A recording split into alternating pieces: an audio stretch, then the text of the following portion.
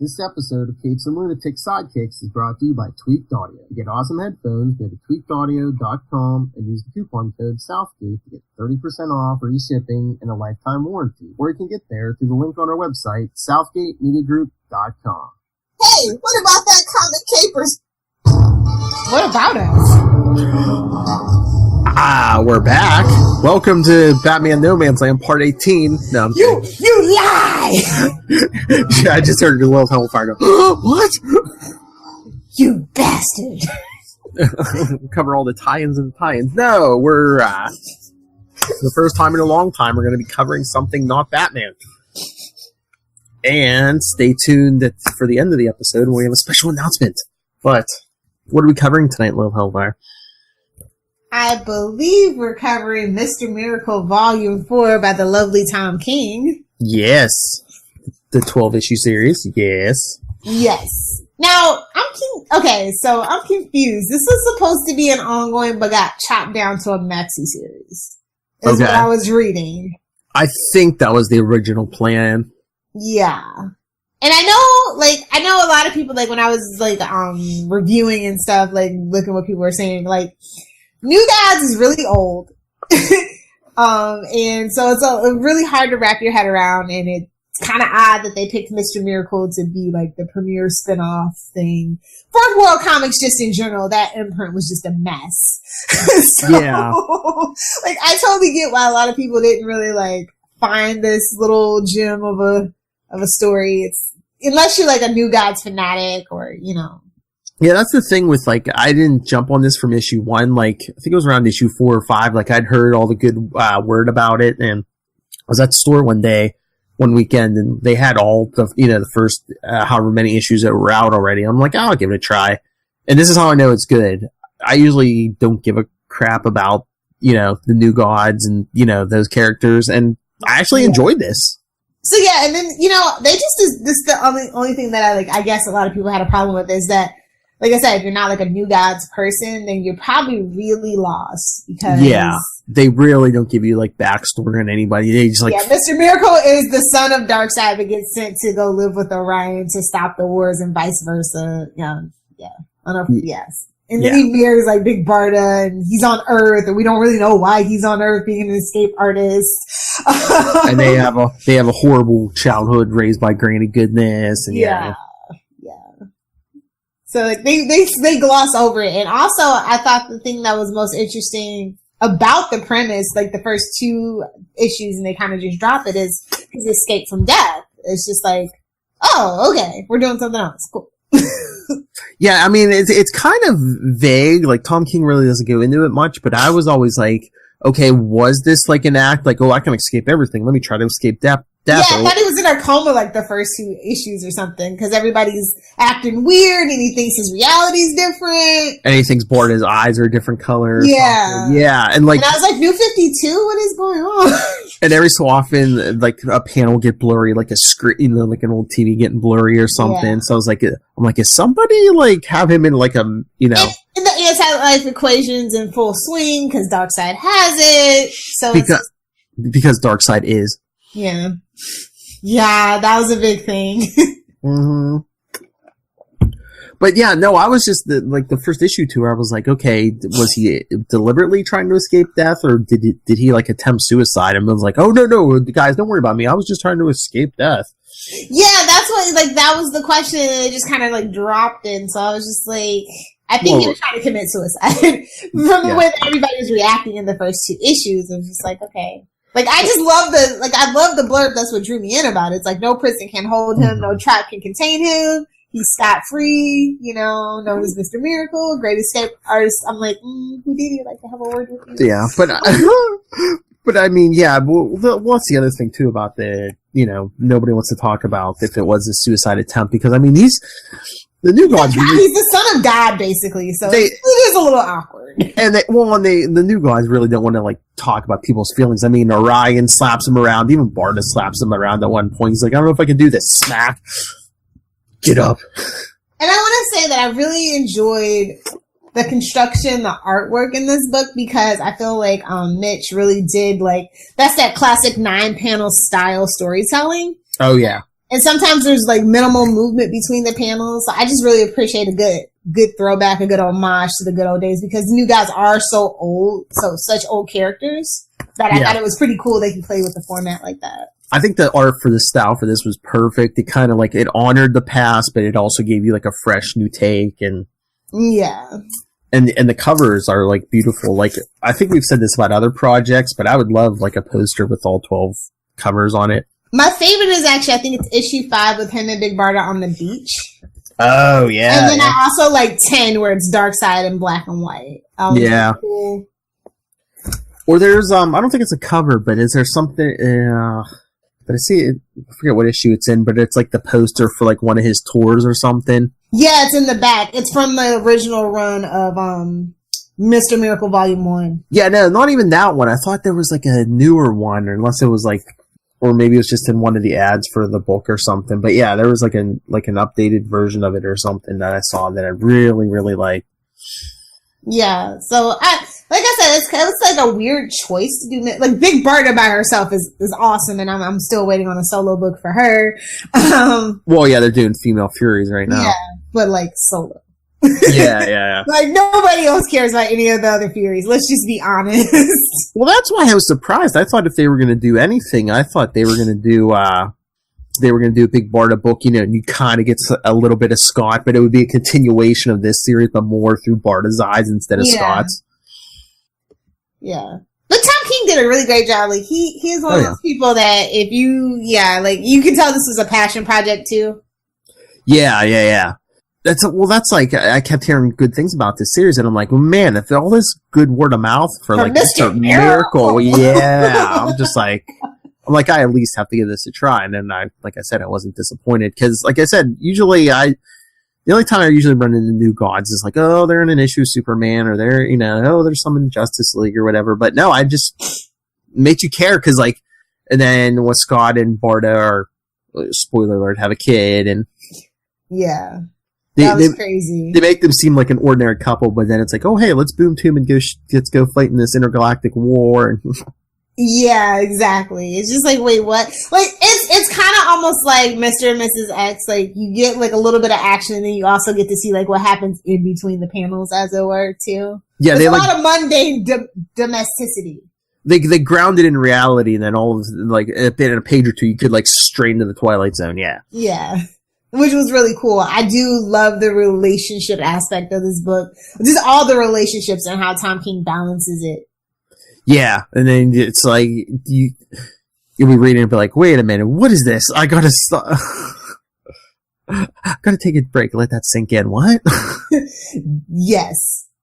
So yeah, it was very subversive on the superhero tropes and stuff, and I thought that was really cool, because I don't think Tom really gets a lot of chance to do that with the characters that he usually writes, with the exception of maybe Dick. Phrasing. But that was then they got like all the cool Easter eggs, like when Scott wasn't in uniform, he's always wearing like either like a Batman or a Nightwing or a Superman. Yeah, I think, or Aquaman. Yeah, there was a whole. I think he did all 7. Honestly, I think we saw all the Super 7. Like I said, there was a Nightwing one in there. I think there might have even been Reverse Flash at one point in there. But lots of cool little Easter eggs for sure. So is this supposed to be like its own little separate continuity? Because like, what was that in the last issue when we got like that big, let me see if I can find it, that big splash page of like all the, you know, all the DC heroes, and they're like, oh yeah, don't worry about their crises and all their baggage and stuff. Yeah. I forget how he put it, but yeah. It was just like, I always take it as its own contained little story. Just because of what was going on at the time when the book was, like, made. Yeah, and, too, it's like, besides New Gods characters, like, well, he did go out with, didn't he go out with Booster Gold and Blue Beetle at one point? Yeah. But besides that, you really didn't get any other DC heroes that weren't, like, New Gods characters. Yeah, and Blue Beetle does, but it wasn't that Blue Beetle, so it didn't matter. Yeah. The one that we were focusing on, and, you know, Booster Gold doesn't have an ongoing, so it's just like, you know, they were careful about what they were doing. Blue and gold and red and green. It's catastrophe of a design palette. Let's not talk Heroes in Crisis. Yeah, good. I mean, no, like, I shouldn't poop on Heroes in Crisis because it does deal with, like, mental health, and I know that, like, superhero therapy is, like, a huge thing and helps people. Mm-hmm. But that story's a mess. Oh, here's what I saw. It's an ad for a T-shirt. You can get it. It's like kind of like a version of Issues 1 cover, but you know, you get the no trap can hold him. He cheats death. Oh yeah, that's pretty cool. He defies man. Only $39.95 plus shipping and handling. May take 3 to 6 months to receive. Yeah, I was gonna say there's no price on here, so who knows? But yeah, at the bottom, the Escape God World Tour. Sweet. The Escape God. I should look that up when we're done and see how much it is. $39.99. I'm telling. No, $39.95 plus shipping and handling. Is it? No, I guarantee you, it's not gonna be like a $20 shirt. Yeah, I was gonna say it'll be more than 20. Yeah, that's usually the going price for those kind of things with DC. I was gonna say, especially the price isn't listed on there, so. Yeah, the collectibles have gone up, much to my chagrin, by the way. I'm just like, I'm having a hard time collecting DC stuff right now. DC, need all the help you can get. Yeah. Usually they make a lot of money on the back end on the merchandising lately. It's been down too, so. But yeah, you just get the funny scenes like when Reality and the crazy stuff comes, like when Bart is giving birth and the female Furies are in the waiting room. Here, you'll need this knife to cut the umbilical cord. It's a knife. Right? It's a knife I will use to kill you one day, scot free. Oh, okay. So random. At some points, he just seems like that. You watch Saturday Night Live? Yeah. That character Pete Davidson does, that like the guy's like totally out of it. It's like, oh. I will kill you with this knife one day, scot free. Oh, okay. I think the really thing where you start to realize it's not going to be like every book is probably issue 2, where it's like after a long day of fighting, Scott's like back in his chambers with Big Barda, and like he doesn't know how to use the shower. Oh yeah. And I'm just like, wait, what? And then he's just like, she's too tall. He's like, she's too tall, and I'm just like, what? What is going on? Everybody's too something, dear. And then like Light Ray even shows up, and I'm like, holy crap! Metron shows up, and I'm just like, okay, sure, we'll roll with it. Oh yeah, because the whole shower scene. Yeah, because you do see a little bit of skin from both of them throughout these issues. Fair is fair. That much I do appreciate Tom King for. Yes. Yeah, get a few sex scenes in here. I'm sure that launched 1,000 ships for some people. Like some people like, She-Hulk. Some people like Big Barda, Raise the sail. Yeah. But yeah, I mean, they start off with like Darkseid and Highfather, and then they both get killed off eventually. Yeah, really quickly, actually. Then Orion becomes like, leader of the New Gods. Which is a catastrophe. Oh, he's ready to like put Scott on trial when Scott questions him. Well, not ready. He did. He's like, yeah. Execution. And it's like, oh, we'll have the trial in our condo. He's on trial for his life, and then he's like, here's a vegetable platter. I know. So freaking random. I love we get the parademons too, and I'm just like, I'm having like Justice League flashbacks and sweating and stuff. And I'm like, Dr. Bedlam, Forager, what is going on? It's like such a throwback. And who is it? Is it Kanto or whatever? One of the guys from Apocalypse is like, oh yeah, I had a thing with was it Da Vinci? Oh yeah. Yeah, as they're standing there like peeing into a pit. Yeah. Oh boy. I don't know. Like I mean, all these issues were equally well written, which is unusual for something that's 12 issues. Mm-hmm. Like I have favorite parts of a book, but I like the whole story in general equally, and that's weird. And like everything wasn't like laid out and answered. Some of it was still kind of ambiguous. At least I thought so. Yeah, which you don't need all your answers to be wrapped up for you. But yeah, you kind of... the imagination, a string to pull on if you need to. I mean, do you think someone could pick if someone had never read New Gods, they could just pick this up and be okay with it? Yeah, no. This is definitely a passion project. This is like for the fanboys that love the New Gods. And they were trying to bring back the Fourth World imprint, but you know how things are right now in DC. Yeah. So it kind of crumbled. So I feel like this was like, you know how people say, oh, we don't need a reboot, let's just jump into it. I feel like that this was their test with that. Yeah. But New Gods is not you need a refresher course, you need the yellow box, you need a map, you need a timeline, you need a family tree. Because I remember I was rereading through this, and I was like halfway through the series, and I think Danielle picked up one of the early issues. I was like, no, don't start here. No, I will get you something else. If you want to read something, I will hand you something else, not this. No. This is not where you're gonna say, nope, I don't get it. I'm not saying it's bad, but I'm just saying you'll be lost. It might turn out you'll be lost. Trust me, I have a couple of those books. It's like, believe it or not, some of my Archie books, I'm like, no. You can't read that before you read this. It won't make sense. Yeah. There's some complicated history here. And I ain't talking New 52. Said complicated. Not simple.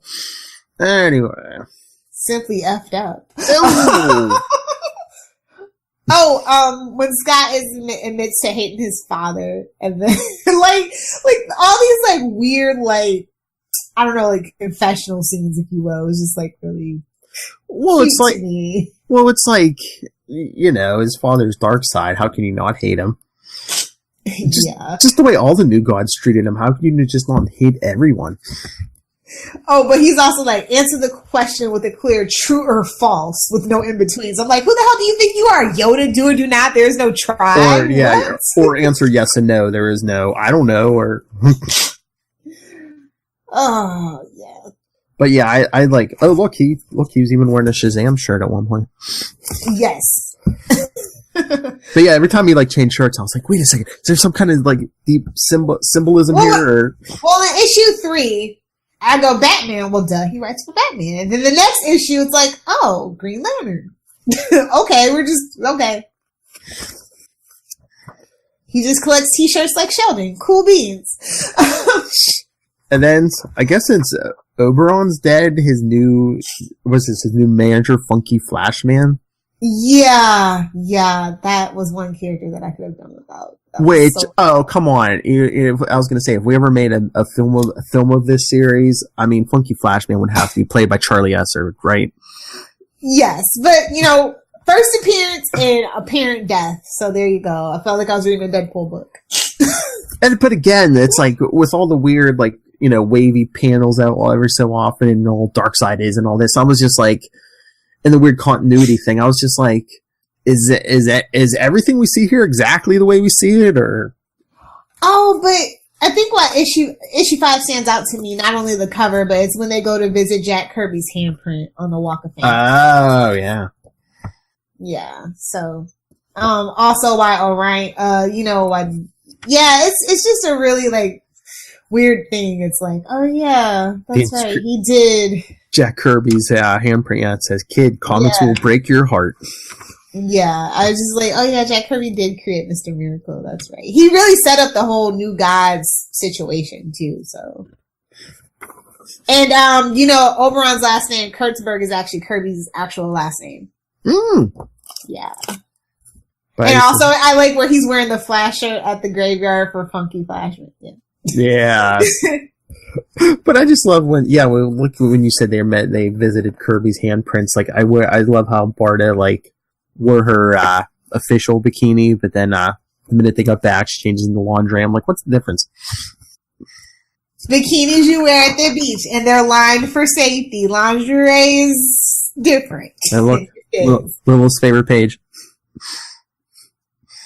Stingy. That's all I'm gonna say. Just stingy. And their kitty names. This killed me. Their kitty names were Madame Fifi, Steppin' Kitty, and Fury Side in first eye. I was like, that's so cute. Also, I don't know. I don't know. I just really dug the art on this whole thing. I did. Oh yeah, like I said, very good art. Really suited this story. Issue 6 though, it's just like my favorite line is just Scott. So I'm pregnant.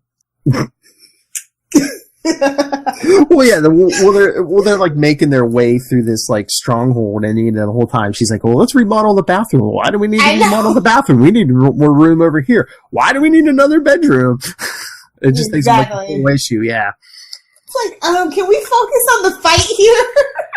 But that's what kind of like what I like about this series, because you did get like that sci-fi aspect, but meanwhile at the same exact time, it's like a conversation like any couple would have. Yeah, it's like Mr. and Mrs. Smith almost. Well, why would we get rid of the counter? That's where we put the mail, but we only put the mail there because there is a counter there.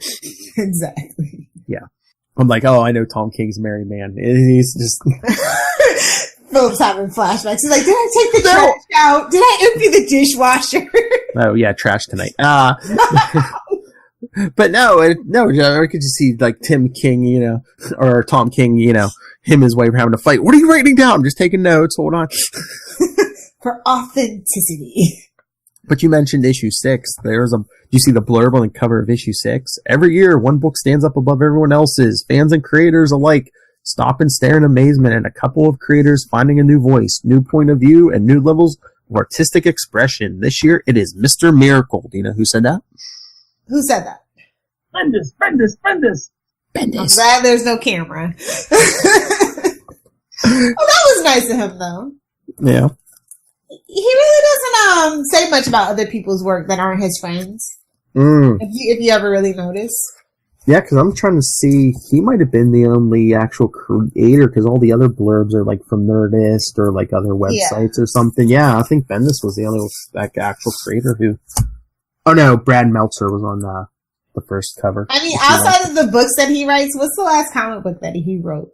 Who Meltzer? Yeah. Well, of course he's famous for Identity Crisis, which we should hit one day, but it's nothing recent. He's been busy writing his little... Oh yeah, he's right. Yeah, he's writing those history books, and I think he still does like novels every once in a while. Yeah, he's... I know I want to say he does something independently for like either IDW or Dark Horse. Well, hey, you know who we know who's a friend of Brad Meltzer, who should write in and tell us what's Brad Meltzer up to? Jesse Jackson. Really? I guess he's talked. I don't know how often he talks to him, but I guess he's talked to him before. Yeah. You know what? Now that you say that in my head, I could see that. It's been a long time since I've even seen Brad Meltzer at a con, though. But yeah, I haven't been going to major cons. I've been going to the offbeat cons because I just miss small cons. He's not at the furry cons, Lilith. I am not a furry. Those are like one of the few things I am just not into. From the neck down, no hair. Anyway. Moving right along. We'll have to ask Big Barter what she thinks about that. Hey-o. Yeah. I think where it gets really crazy, where the road meets rubber, is probably issue 8, where it's like, oh, crap.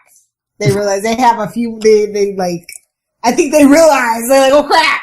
We got the hammer handed down on us. Oh, yeah. But it's really cute that he sings the Mockingbird song. I was just like, oh, everybody messes that song up. Nobody knows the real lyrics to it.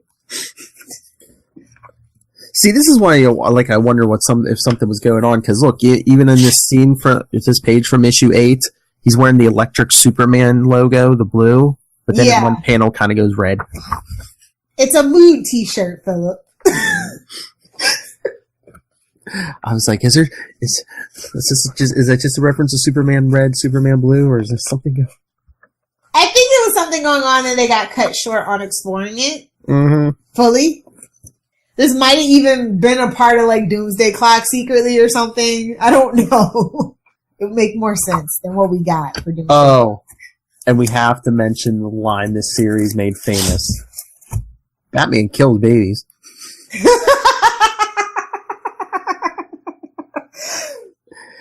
Because is a funky Flash man puts the Batman toy in the crib with the baby, and Scott's like, you can't put stuff in there. Why? When's Batman? Don't you know Batman kills babies? Wait a minute. And does Charlie Esser have a secret identity we don't know about? Charlie never said Batman kills babies. He sells babies, Charlie, according to Charlie. I thought he eats them. That's what he said. Maybe. It's both. We'll have to go back and check the archives. We'll get back to you and issue a retraction if necessary. Oh, try. I have enough Charlie Esser quotes to hang him. Is it in the butt? Well, actually, this will help you poop, and that if you take it in the bathroom, you're going to sit there until you're done. So, yeah. It'll give you hemorrhoids. That's if you strain, Philip. I thought if you sat there too long, if you were sitting on the toilet for like hours. I mean, more people should have hemorrhoids now. Everybody's sitting on their phone, lost in the meme stream. But, I think I've told Tyler at least twice already. I'm like, you have to read this. Mr. Miracle is good. I'm like, you'll enjoy it, especially as like a father and a husband. Yeah. I can't believe it's been like forever. Like we've been talking about this book forever. Well, I mean, it finally just wrapped up, but I was just like kind of sad when it wrapped up. Yeah. Well, I was looking at the dates for the show notes because the date on the first one is November 2017, and then the date on on issue 12, I think it was January 2019. Yeah. So it should have only been a year, but it kind of started at the end of the 2017, so it made it all the way. I think wasn't there like a. They didn't get I feel like a couple of issues. I was going to say there had to have been at least a month or two delay somewhere. Yeah. I'm pretty sure there was. Oh, I didn't know if this was an artistic choice or a mistake in issue 8, but there's no transition between the scenes at the front and the scenes at home. Like you just boom. I keep having to look at the issues because they it just all blends together to me. I'm like, I remember scenes, but I'm like, what issue was that? Yeah. And then when Scott and Barta always just use pronouns when referring to their baby, the baby doesn't have a name. Mm-hmm. And then, like, in issue 8, I think Barta's only seen in the last 2 pages, and her eyes are brown. So there's like I feel like there's like a code. We need to get Tom King on the phone and ask him about this. And then the mug Scott has says, "I am God." Oh, and is that smiley face supposed to be the bloody spatter face smiley man supposed to be a Watchmen reference? Maybe. That's what I'm saying. We got so many, like, just his shirts and everything alone. We got so many DC references.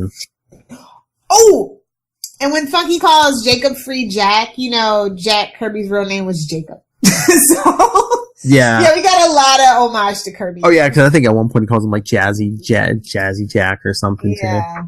And then just for fun, in case you don't know, Jack can mean genius or king depending what language you want to take. Okay, here it is, issue 8. I found the exchange because when Scott's trying to put the baby in the crib, he's like, Funky. It's like, what is that? And you see the little Batman, and he's like, why, boss? That's Batman. He's like, I told you can't put things in the crib. They have studies about infant death syndrome, babies dying, stuff in the crib, it can kill them. And Funky goes, what? I had a Batman. Everyone has a Batman. Batman doesn't kill babies. And Scott says, yes, absolutely. They have studies. Batman kills babies. There was a study. His mother had him tested. and now it's funny Tom King's writing Batman. Maybe that's a secret plot we'll get. That'll take 2 years to unfold. No Man's Land Part 2. No Man's Land. Yeah. Let's see. Issue 9. What did I like about issue 9? What stood out to me? Oh, but that cover on 8 with Scott and Barta is pretty good too. Yeah. I would love to do a big Barta cosplay, but that's just like way too many moving parts for me. You're too small. I mean, you could do it, but you're kind of small. I'd be mini Barta, yes. You need like a really short guy to walk next to you. Find some guys like 4'10" or something to walk next to you. Tristan. dress Tristan like Mr. Miracle.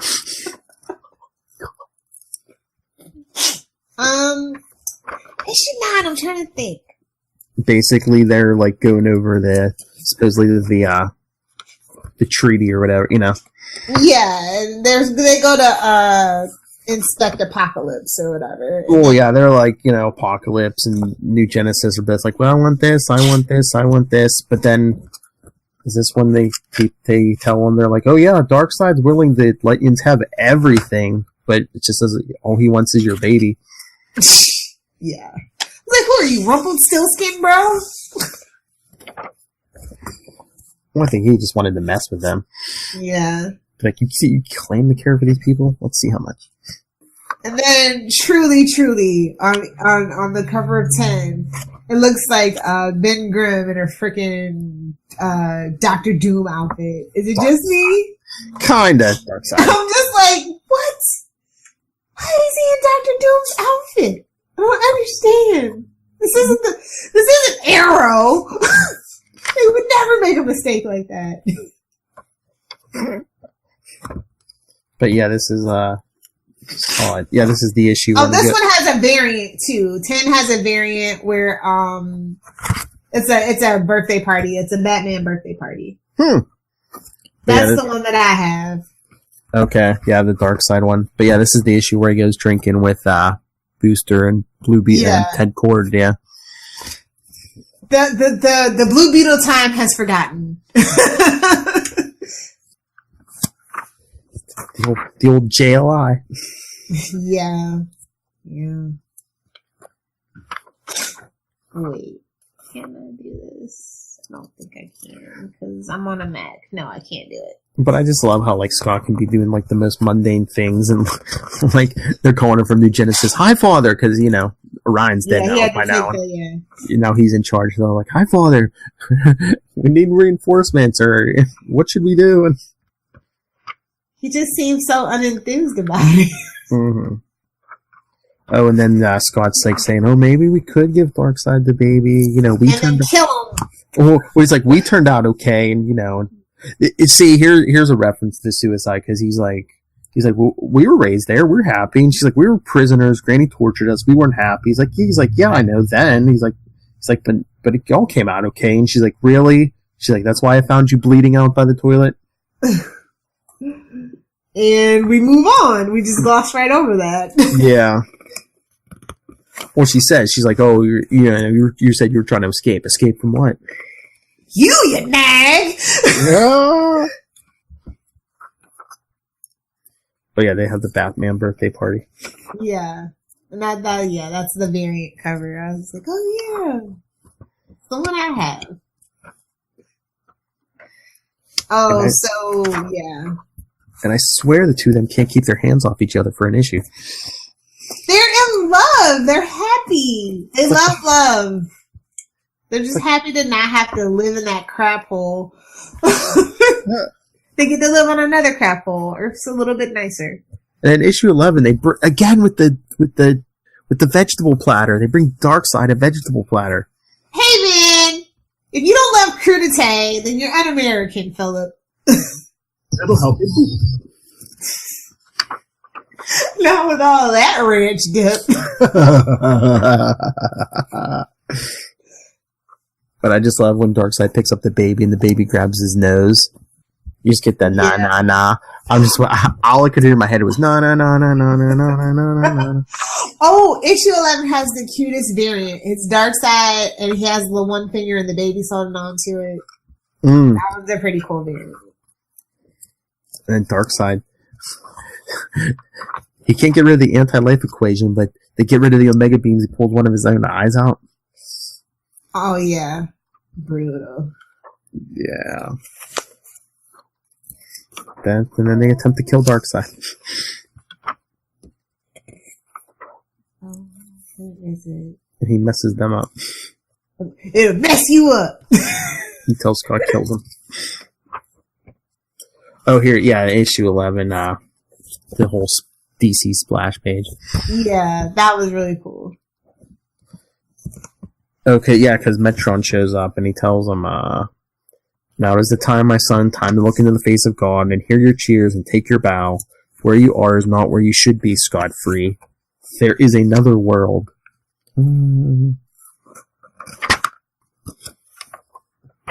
If a mastermind couldn't trap Mr. Miracle, you think it's well nigh impossible. Oh, and the baby learns his first swear word because Scott was like, as you swearing do. when he killed Darkseid, yeah. F-U-U-U-U-G.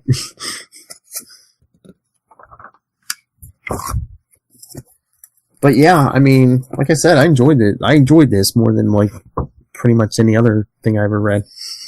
Yeah. Oh look, issue 12. We even get a someone wearing a Doom Patrol T-shirt. Nice. Guys, and if you haven't been watching Doom Patrol, you need to go watch Doom Patrol.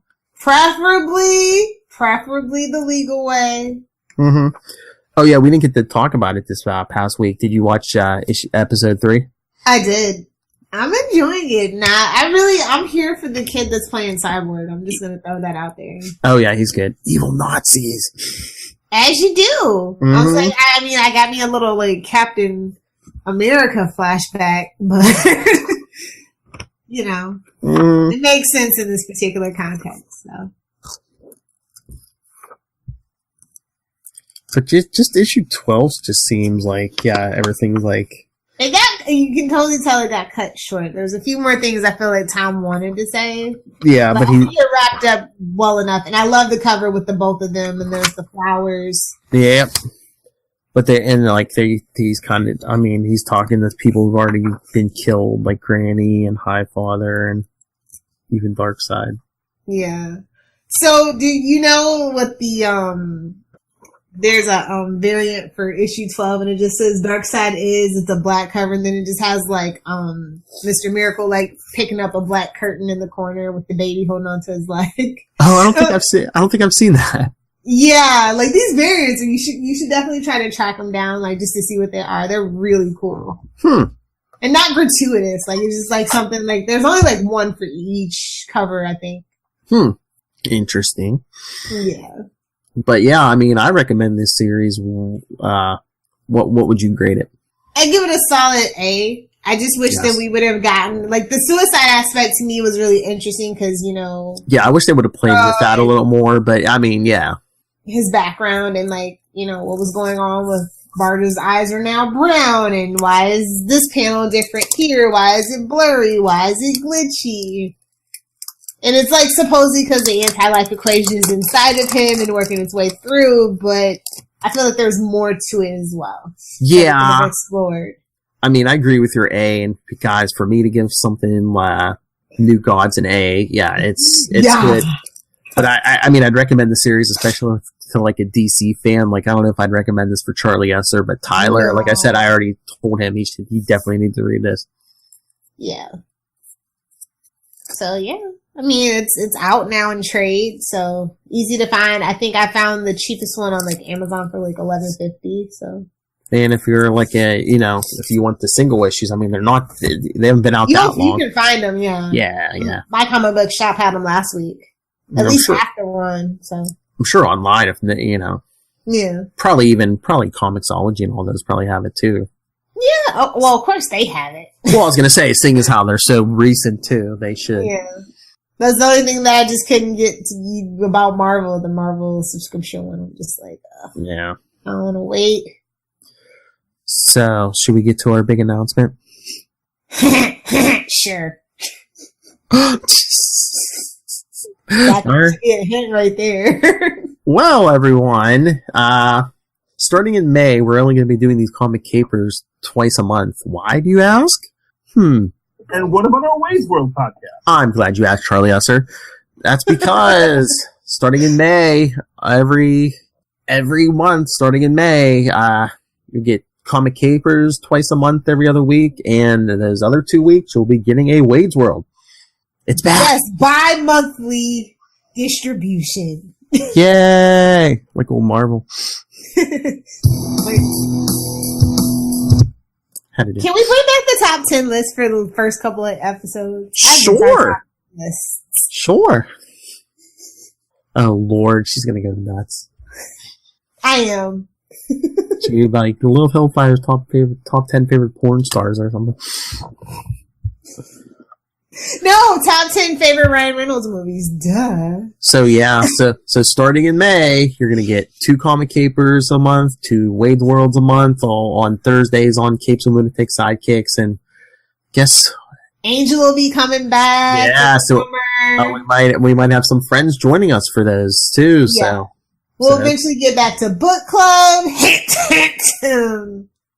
Oh, that reminds me. Since we're talking some DC stuff. I'm reading that Court of Owls novel because Kristen and I are going to talk about it on Nightwing News because he shows up. What about our Nightwing News podcast? Because Nightwing shows. Well, I just got to the part where he shows up, but I thought it was just going to be a novelization. Is that the one right after Robin War?